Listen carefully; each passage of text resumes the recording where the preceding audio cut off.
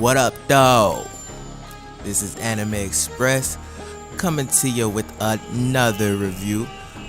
Today we're going to be talking about One Piece, episode 818, Brook versus Big Mom.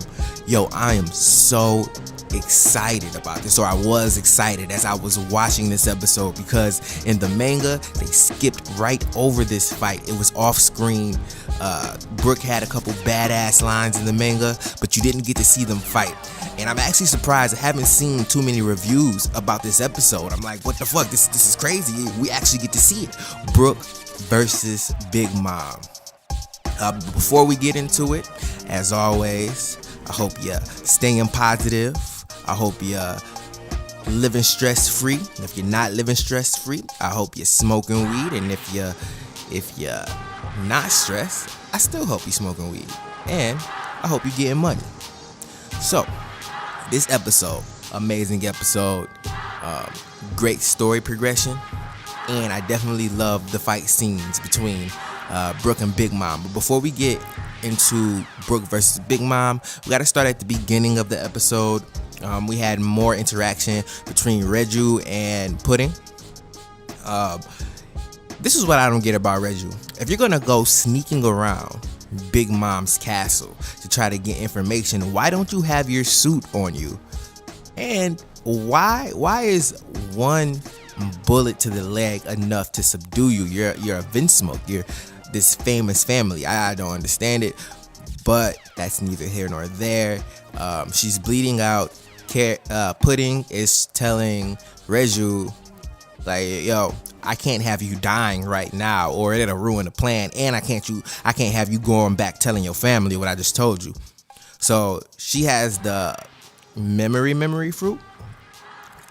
So she takes her hand and she sticks it in Reju's head, and she pulls out a film of memories, and she cuts off what she wants Reju to forget, and she pastes on what she wants Reju to remember. So basically, she changed the memories. She made it seem like a peacekeeper or one of those chess soldiers shot Reju in the leg.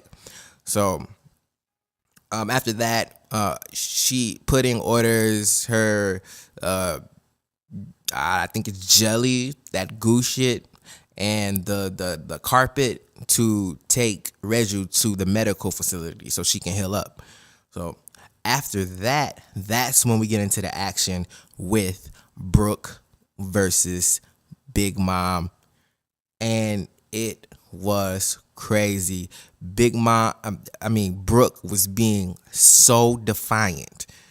He knew he didn't stand a chance. And spoiler alert, because this is actually really good storytelling. Spoiler alert, this is going to be from the manga. You might want to skip ahead, like, I don't know, 30 seconds or something like that.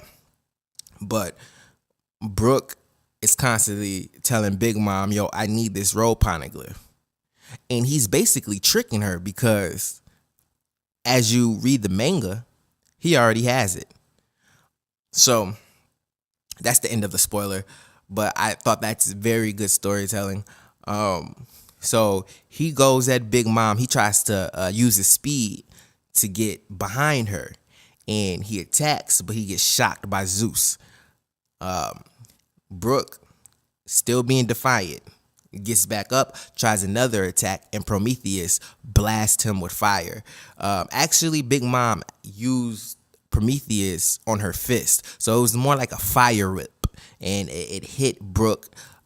Brook's down, but he's still getting back up.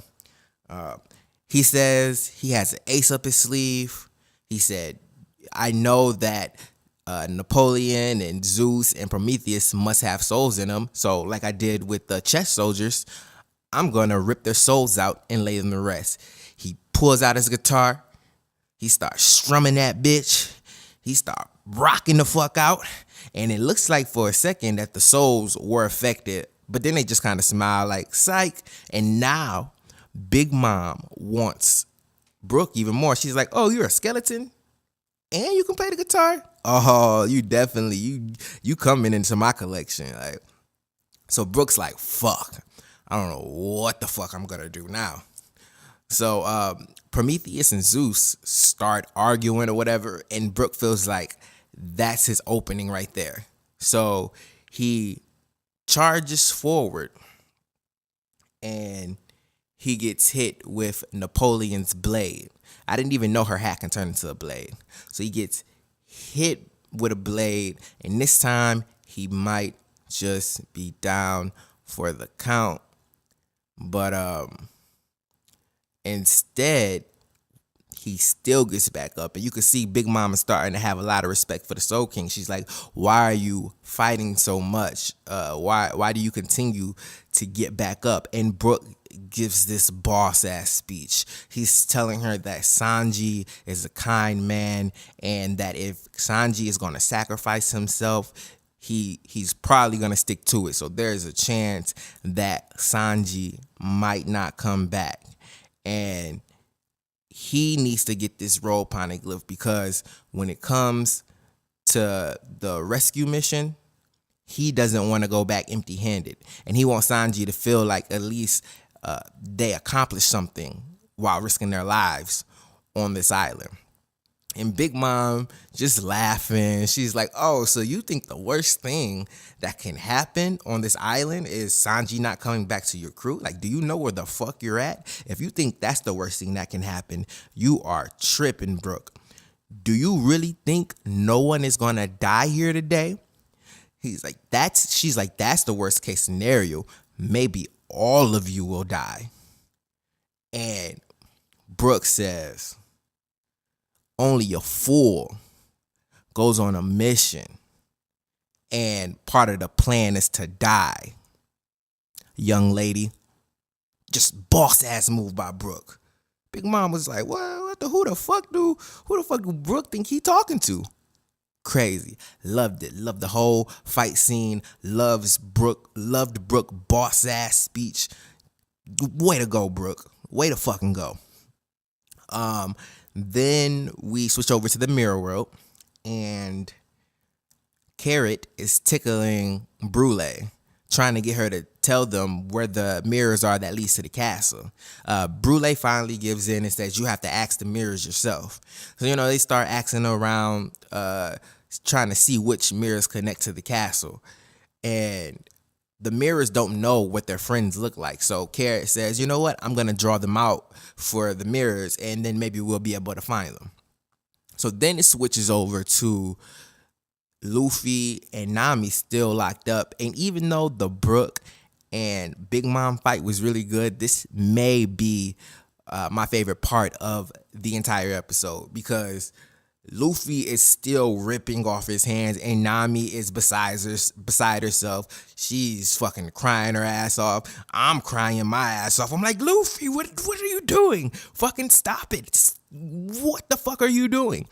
And the Oprah, however you pronounce his name, he's like, "Yo, you guys are being super noisy right now. But anyways, Nami, I need you to tell me where Lola is. Big Mom wanted me to find out tonight." And Nami's like, I'll never, give up my friend. Like, you're tripping, even if I'm locked up." And then he says, "Oh, okay, I guess I gotta torture you then." And Nami was like, What you mean? Like, why would you say that so casually?" She's like, "What the fuck?"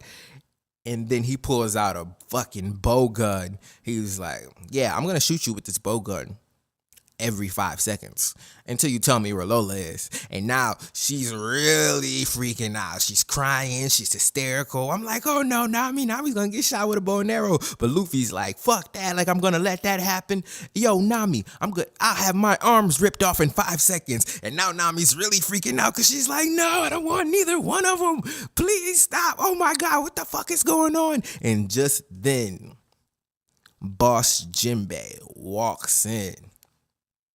And he's like, Opera's like, "Yo, you're not supposed to be in the castle, Jinbei." And Jinbei is like, "Well, whatever. Sorry, Opera. I'm going to have to take you down," basically.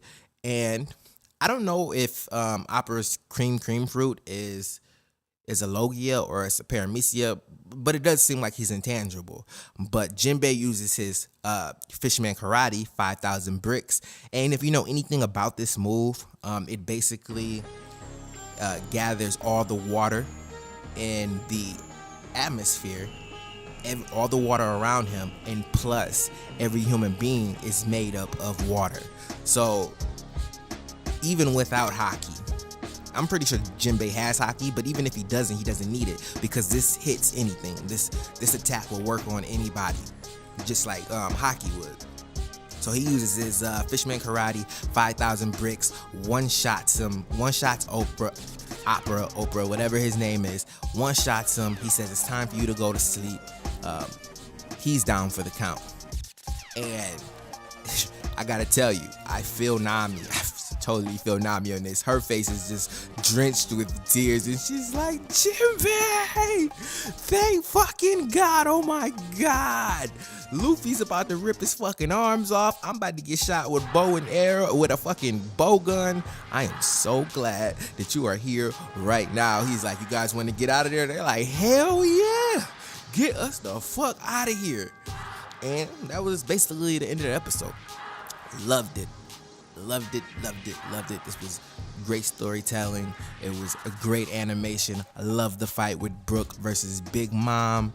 It was awesome. Loved the ending sequence with Luffy, Nami, and Jinbei. Really felt Nami's emotions. If I was in that situation, I would be freaking the fuck out too. My captain's ripping his fucking arms off. I'm about to get tortured every 5 seconds, even though one of these bow and arrows could kill me, just one, and you're talking about shooting me every 5 seconds. Yeah, she was going through it, but she is saved now. And that is my review and my thoughts on One Piece episode 818. Like always, I hope you're staying positive. I hope you're getting money. I hope there's blessings all around you. I hope you're going to have a very Merry Christmas this year. And if you will, can you please hit the subscribe button? I feel like I only got one subscriber. And whoever's going to be my second subscriber, they're going to get the biggest shout out ever, because I'm going to fucking appreciate it. So, yeah. This is Anime Express signing out. Peace.